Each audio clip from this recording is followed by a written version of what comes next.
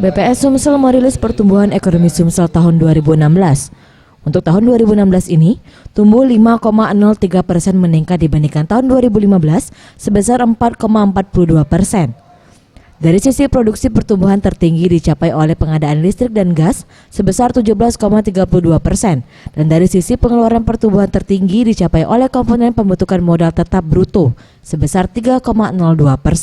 Menurut Kepala Bidang Neraca Wilayah dan Analisis Statistik BPS Sumsel, Puji Agus Kurniawan mengatakan, ekonomi Sumsel triwulan keempat 2016 dibandingkan triwulan tahun sebelumnya tumbuh 5,15% meningkat dibandingkan periode yang sama tahun sebelumnya sebesar 3,31% dan mengalami kontraksi 3,26% dibandingkan triwulan sebelumnya.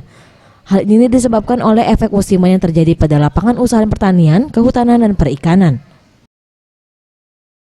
Menjadi pertumbuhan ekonomi untuk PDRB kita di tahun 2016 secara nominal itu mencapai 355 triliun. Sementara dari harga konstan itu sebesar 266 triliun. Nah, secara umum PDRB kita itu tumbuh sebesar 5,03. Perekonomian Sumsel tahun 2016 yang diukur berdasarkan Produk Domestik Regional Bruto atau PDRB atas dasar harga berlaku mencapai 355,42 triliun dan PDRB per kapita mencapai 43,55 juta.